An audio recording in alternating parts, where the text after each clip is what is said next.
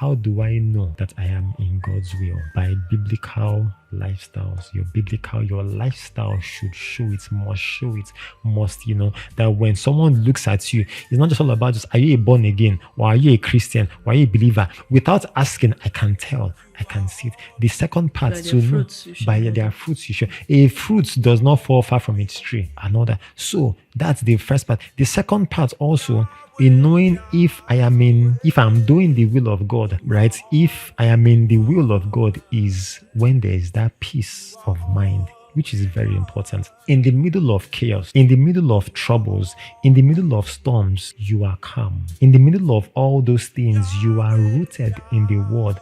Why? Because you've been able, you've come to that point where you've been able to build your house. And what is that house? The soul, the mind, that consciousness and thoughts, the emotions, that's feelings, and then the will, that expression. You've been able to build your house on the word of God, on that strong foundation, which is Jesus, he being at the center. Not that, we won't go through troubles and Jesus himself said it. He says that you will go through troubles, you will go through trials, you will go through all that. He says, you will go through all this. He said, but I have given you my peace. He also said to Simon Peter, Simon Peter, stand on your toes. Satan has decided to sift all of you like wheat. And he says, but I have prayed for you that you do not give in or give out. He says, then after having gone, that means you will still go through. I have prayed for you, I have stood in the gap for you, but you will still go through this. So after having gone through all this, give your brethren a fresh start. Two things. First, if you lose sleep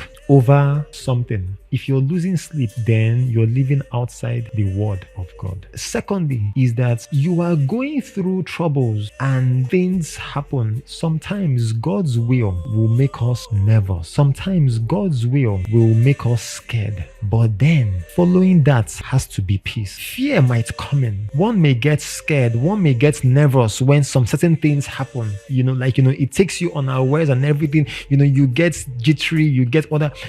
But do not remain there. Matthew 26, verse 38 and 39, he says, then he said to them, my soul is exceedingly sorrowful, even to death. Stay here and watch with me. 39, he went a little farther and fell on his face and prayed, saying, oh my Father, if it is possible, let this cup pass from me. He didn't stop there. Nevertheless, not my will, but thy will be done. So this should always be our prayer. What is that faith? Okay, people talk themselves out, and we do this sometimes, because of trying to talk yourself out from taking steps of faith. And then what happens is they start to lie to themselves, even bringing scriptures, spiritualizing their fear. Remember, it started with fear, but then they allowed it, take over. And then they now bring scriptures. After the Bible said, spiritualizing that fear by saying all those things. I'm not having the leading in my spirit. I'm not having that, that nudging in my spirit to go and do this, to go and apply it, to go and do that and everything.